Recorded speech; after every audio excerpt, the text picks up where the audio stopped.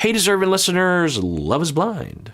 So it's just a lot, You probably didn't see it. I know my glasses have a tint on it, so a lot of people don't see my eyes when I'm going through. Yeah. But that I cried all day for. Yeah. Good. More examples of people on this show being emotionally healthy, breaking the chain of toxic masculinity, setting things up better for future generations. Every generation, we keep marching down that road, and it's great to see younger people pushing it forward further. Challenging me, like testing me to see like if I was really down. He played really, really hard on that, and like I was like falling for it because like I was super weak and like super vulnerable. I mean, I wouldn't say she was weak, but unless she means that like I was vulnerable, I was open, and I really wanted to make this thing work, and also being in the pods kind of makes you vulnerable. Then, yeah, but I'm just so glad that she can see that. And that is wonderful that she can see that. Yeah, that's the way it looked. That's the way it looked. And I don't feel like I was met with like compassion. And I apologize about that, and I think that's like... Oh, wait, is she talking about Matthew or Clay about the compassion thing? If she's talking about Matthew, then...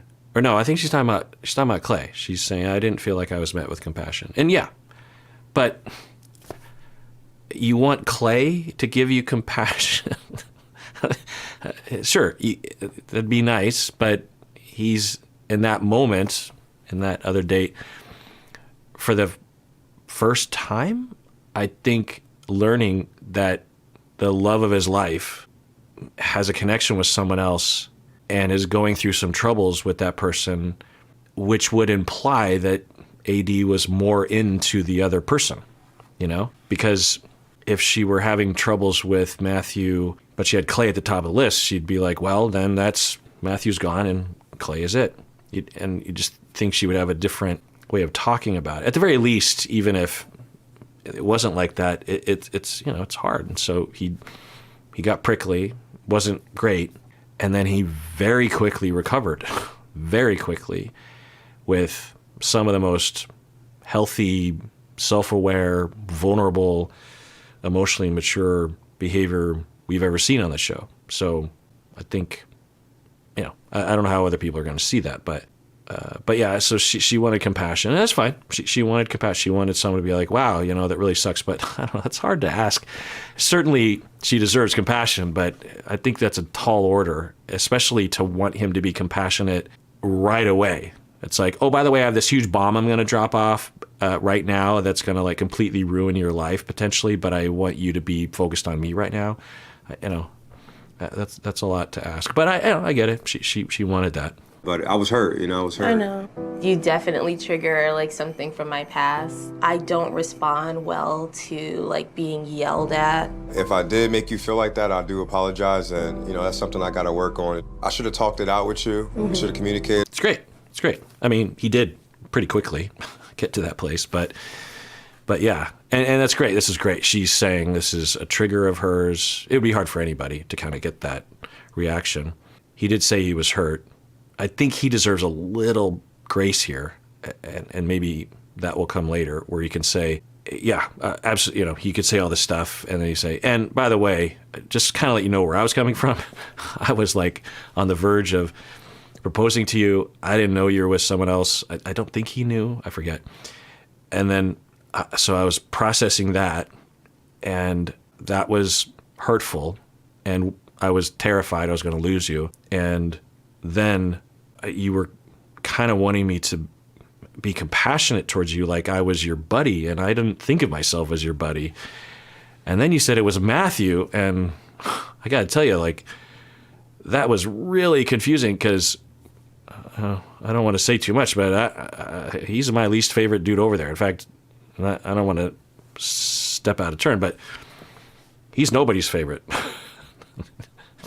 So I was kind of threw me for a loop. I'm like, wait, do you see me that way? Am I like? Yeah, it was really a lot. I just want some understanding about the position. I get why you were in that position, because you were reeling from that experience, and I don't blame you for that. But where I was sitting, it was a lot to process in that moment. I shouldn't have gotten prickly. That was wrong, and I'm working on that, just saying all those things. But so I think he deserves a little. And I think that although he's exhibiting a lot of differentiation and emotional health, he might still have growing to do to ask for grace around those things, to really recognize his vulnerability. Now, maybe he is cool and he doesn't need that. I can't insert that, but I would imagine that he might want that. From the outside, I think he deserves that. She deserves everything that he's saying right now, and I think he deserves a little bit back along those lines. I haven't done therapy, and I really big up my accolades and different things about me, because it's like a little bit of an armor for me in a sense. Yeah. Deep down inside, I'm very sensitive. I feel like I am getting better, and I want to be better for you. You're 100% getting better. Yeah, and good that she is, rewarding that and giving good feedback to help him out. And he hasn't been to therapy, but he sounds like he has. Yeah, I was boo-hoo crying. I don't know. I always looked at as weak in a sense. I actually think it's like a dope masculine trait that Really? a man would allow himself to go there. Yeah. I think it's almost weakness more when a man is like, no, I'm not gonna cry. You ain't Yes. How many thumbs up can I give it? And interesting. It sounds like he is making some huge leaps. The way he's talking, because I figured the way he was behaving that he was used to all this, because he was saying a little bit of I don't usually cry, or I haven't cried in a while, but I'm thinking, yeah, but maybe you didn't have anything to cry about because you're certainly comfortable with it now. So it's possible that the environment of the pods has really helped him, and he has leaned into that. You could see that where you're in the world and you have to act a certain way to get by, to survive. There's expectations, there's your friends, there's your job, there's society, and then you enter into the pods and it's a whole different environment. Expectations are very different. There's not a lot of distractions, and you're free to just be you. I am me. I'm okay. I'm just me. I can't rely on it. No one wants me to be anything else other than me. And then he is pushed in this scenario where he really wants, I'm guessing, like I said, I'm guessing he's leaning in. And I'm guessing he's already had a lot of buildup of maturity and differentiation prior to this, because you couldn't just make this massive leap. But maybe the experiment is the thing that really kind of pushed him to another phase, which is interesting to think about. It was just a lot, honestly. And it's so funny that we're here right now. Yeah, it is. You know what you said to me? You said, AD, I just want to be real with you. Mm-hmm. I'm not getting down on one knee. I'm not moving forward if I don't feel confident in your looks. I did say that. That shit. Wait, I don't think we heard that line. I mean, we heard things in that direction, but we didn't hear that. Why don't they include this kind of stuff? It's so weird. It must be for time, right? Or are they trying to edit so some people look a little better? Maybe? I don't know. But anyway, yeah, that's way, way worse than what at least I remember seeing. I can't, plus you're on Love is Blind, pal. What?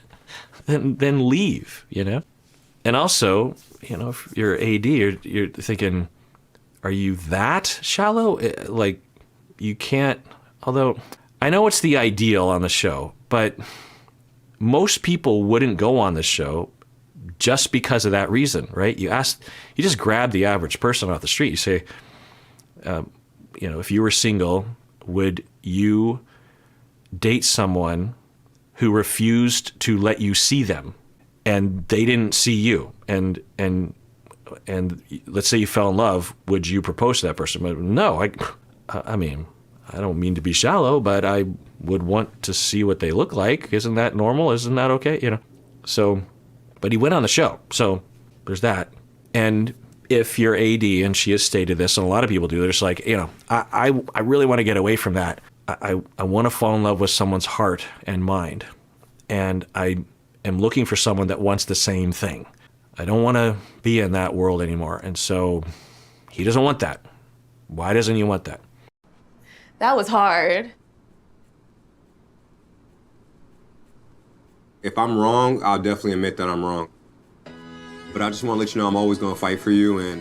And I suppose, looked at through a certain lens, it was a defense mechanism of his. That's a pretty good candidate, because he had to have thought about going on the show for a long time. The amount of time they spend entertaining reducing the pool of people to be on, there's a lot of people. Although I heard with the Seattle cast members, they couldn't find enough candidates from Seattle. And my hair cutter told me that her coworker, who was sitting across the room, they actually, Love Is Blind reached out to her to come on the show, and she had never heard of it before. And then she looked it up. She's like, oh no, I don't want to do that. Because I think a third of the cast were from Portland. So they didn't have enough people from Seattle. They had to get people from Portland.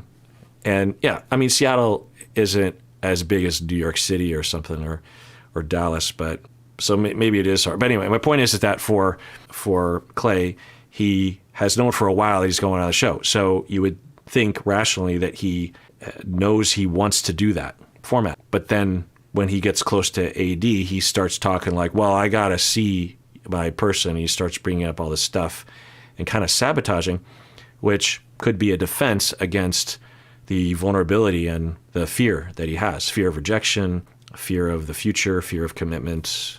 People don't have a fear of commitment so much as a fear of being rejected, typically. Sort of like you're not really afraid of falling, you're afraid of hitting the ground after you fall. Because if you could fall and know that you weren't going to hit the ground, or you had the ability to fly like Superman, you wouldn't worry about falling. It's worry about impact. So it's not fear of commitment, it's a fear of being rejected. Or a fear of hurting somebody. That's another fear. Because you decide you don't want to commit with that person anymore, But yeah, it's interesting that he said that. I think it makes the most sense to see it that way. Because there's not a lot of things pointing in the direction other than that statement. I don't know. Well, we'll see. Maybe if they make it to the next phase, which it kind of looks like they will, which I'm here for, maybe he'll exhibit other problems in the future. I hope not. I have strong feelings for you. At the end of the day, I'm not going to just give up like I normally would do. I'm going to keep fighting because I know you're someone special. Like, I'm all about you, and I'm ready to take this ride, and I'm getting better for you. All right, well, let's adjourn there for now. And everyone out there, please take care of yourself, because you deserve it. You really, really, really do.